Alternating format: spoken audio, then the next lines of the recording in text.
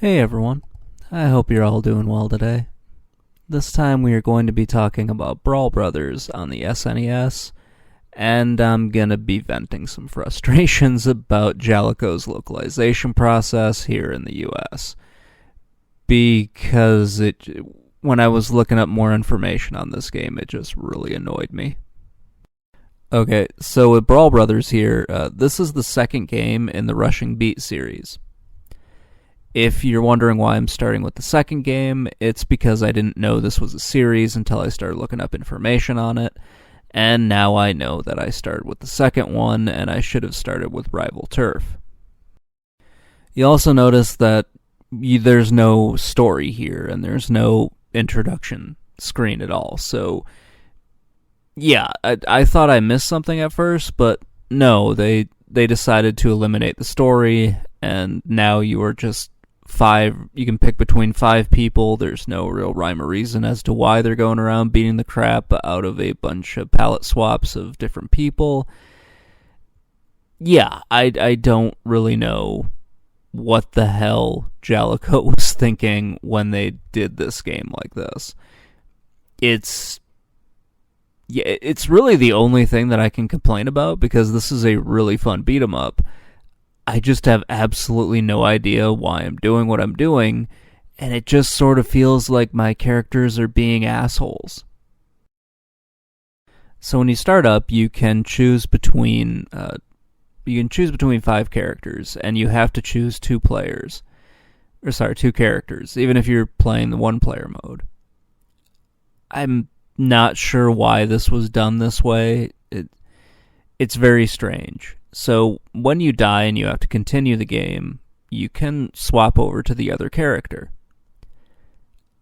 I don't know why they won't let me choose from any one of the 5. It just feels very weird.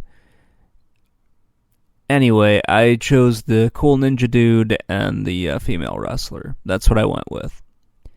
I kind of wanted to try some of the other players, but I really wasn't sure why I could only pick those 2.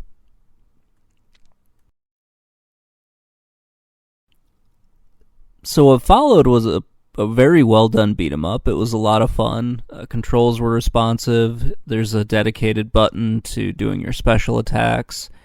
You have a jump button and attack button, and everything seems to work really well. I like the throwing attacks. Yeah, everything seemed great. The weapons that you can pick up are pretty fun. The fact that you can pick up and actually use your health items, I thought that was kind of a neat touch. I think the sprites are well detailed. I really liked a lot of what was going on here. I just had absolutely no idea why my characters were doing any of the things that they were doing. I didn't know, if I was fighting some bad guy, or if my characters are supposed to be the bad guys and we're just beating the shit out of random people for, some weird reason.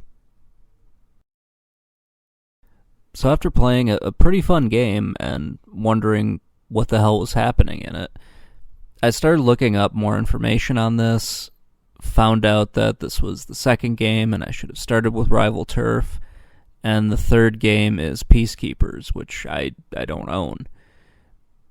And what followed was, reading not finding a plot for Brawl Brothers. I'm sure it's out there, but I couldn't find it.